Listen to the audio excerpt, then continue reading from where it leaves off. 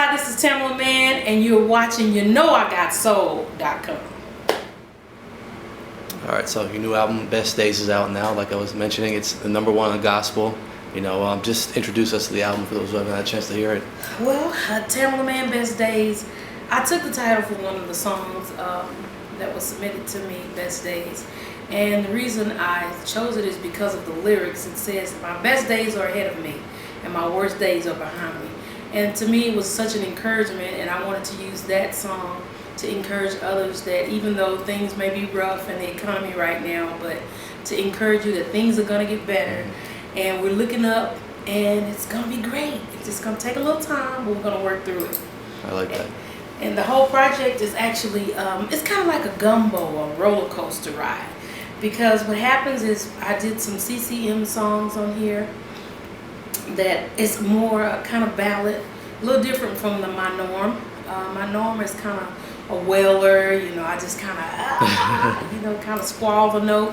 I kind of to me, I think of myself in rock music in the same kind of genre because we sing really hard and loud and real emotional. We move around on stage a lot. Yeah, you look at me and be like, yeah, but when you see me live, it's like I'm moving around on stage. But I have some upbeat tempo stuff on there. I have some contemporary. I have some traditional gospel music, and then I also have some urban. I have an urban piece. I call it my urban piece, but it's still church. But it got a little, bump on it. You ride and kind of bump to it. But it's really it's something different for Tamela than the norm. So you get to see me and hear me in a different light. When going into the album, was that your idea? Did you want to try to do something differently, or it just kind of came along that way?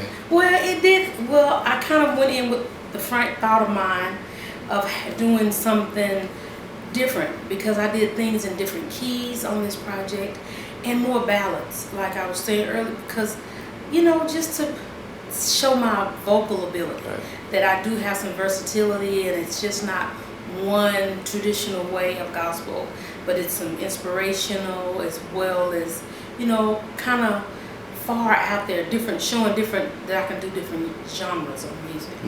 Okay. Once again, you release this on your own label, which is a big achievement. What are the major benefits you see in doing it that way? Well, the major benefits of being independent is you get to do it the way you want it. Right. And I get to do it at my timing. And some things, I took my time with this project. When I went in, it's like I laid some things down and then I kind of sat with it. And if it didn't sound exactly like I felt that it should, I went back in, tweaked a few things, changed a few things, added a few elements here and there just to make it my own. And that's one thing that you have as an independent, that a lot of times when you're on a label and you're on their watch, you kind of have to hurry up, and even if you're really quite not finished, but just because they say you got to have this deadline, you got to keep that deadline. So I got to make up my own deadlines per se, and that's a good thing. But the downside of it is that you have to it comes out of pocket. Right. But it's still a good thing to be able to have ownership of my masters and all that. I can sing on whoever project I want to sing on, or that type of thing. So it's some good perks. Definitely. Being independent.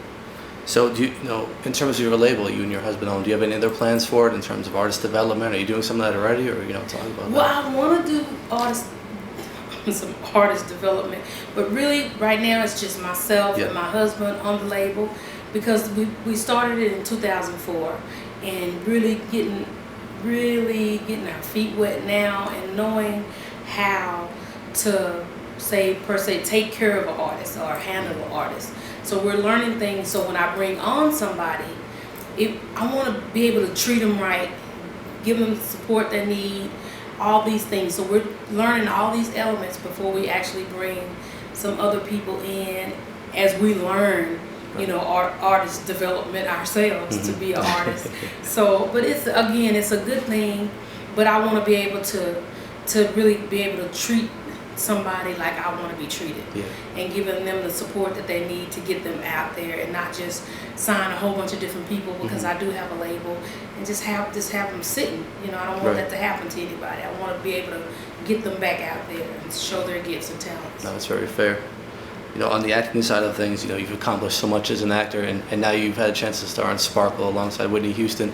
What did that role mean to you? Wow, it's a wow. Really, it's a wow, because it's a song on the project called This Place. I never would have dreamed I would have been in that place, sitting beside her, you know, co-starring with her in the movie. And the thing, I think what made me, I was really nervous going into it, but what made me comfortable is when she came and she greeted me as if she knew me. And then, you know, she went into it to say, well, I know who you are. I know, you know, seen some of your work and followed you, because I started out with Kirk Franklin and the family.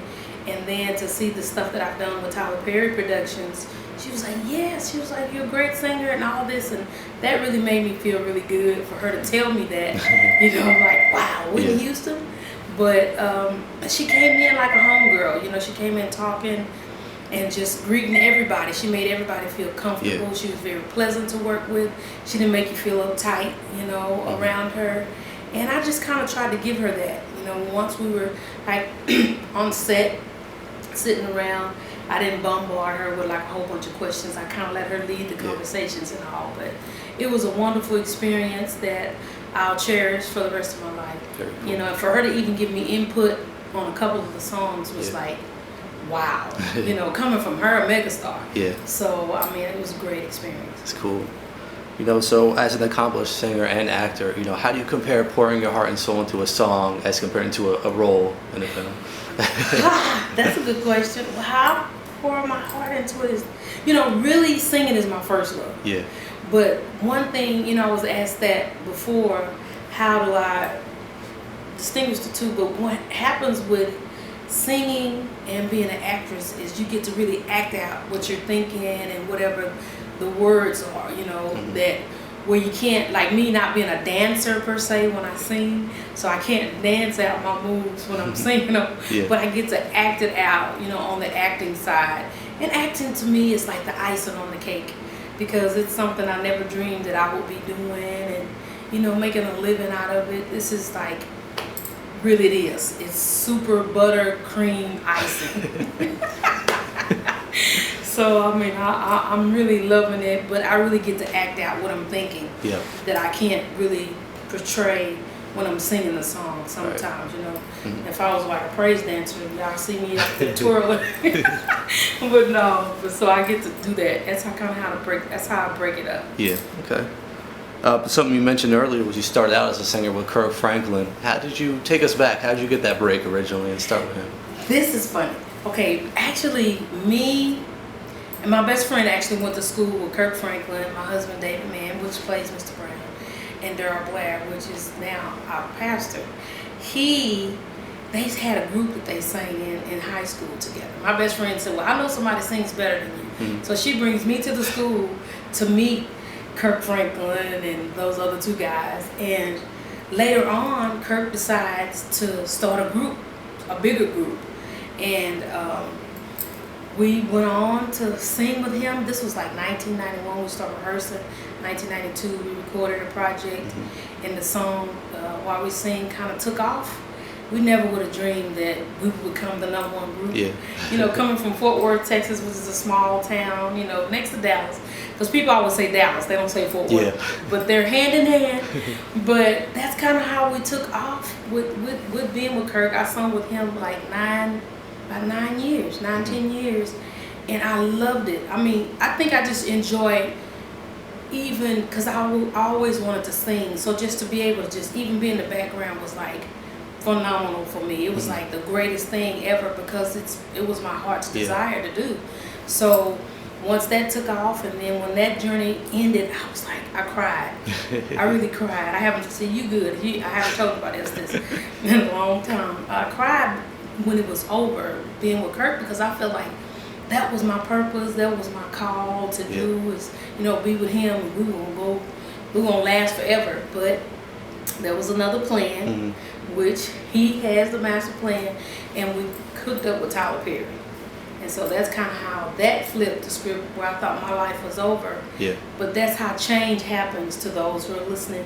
Change happens. It's not always for the worst. Change can actually be good for you. And I really did. I thought this was the end of my world, not knowing that was going to be, going into the acting and stage plays will be another whole platform for me to do something totally different. Right. And it just spin off from stage plays to movies to the television show. And really, being with Tyler Perry encouraged me, being on stage, to go ahead and be a artist, a singer. Because singing on stage, because I was really shy singing with Kurt. I would go sing, but I was singing with my eyes closed, and I really wouldn't really move around and work the stage. I would just stay in one spot. But being on stage in theater kind of helped open me up to a whole nother world. Right. So that's kind of how my development really started, is with the plays. I love that story. Thank you for sharing that. You're welcome. Thank you. Just finally then, I was reading you're working on the cooking show with your husband. Can you share some details about that? Well, the cooking show, we're just introducing it. It's called Hang with the Manns. It's a cooking adventure show. What happens is we base the cooking off of the adventure. Like, we went to Texas Motor Speedway. We have this little thing going on that me and David, he says he's the best driver, but I said I'm the best driver. So we drove on Texas Motor Speedway in the Corvettes that go 200 miles per hour. Nope, we didn't go 200 miles. But we drove that. We did like the speed, we did go-karts, and it's kind of like the hot cars. It's kind of like, we call it Speed Zone. It's a place in Dallas that we taped it at. But we kind of did this little contest. So after we did this contest thingy, we kind of, to me, we were even. He still is not the best driver. But we went home and we did tailgating foods. So we did, he did a flank steak on the grill outside and made a sandwich that he toasted his bun and everything outside. He did a sausage, and then I did apple coleslaw. So this is how we do, like, things that whatever that deals with the adventure. Yeah. We made that, and then I made a watermelon splash, which is like a nice drink. But we don't drink alcohol, so I made it without alcohol, but it was really good drink. So you have to stay tuned for more of Hang with the Manns, because we're shopping it, and we haven't planted our feet yet, but we have some good offers. So just keep looking out for us on davidandtamelamann.com. It'll hook you up with our Twitter, Facebook, Instagram, all that good stuff. davidandtamelamann.com to find out more about Hanging with the Manns. Cool. So that's all we got. Anything you'd like to add? No, I just want to say, well, yes I do. I would like to say thank you everyone for watching, supporting us down through the years with the plays, the music, the movies. We couldn't have done it without you. Please go pick up Best Days in stores now. Love you. Be blessed.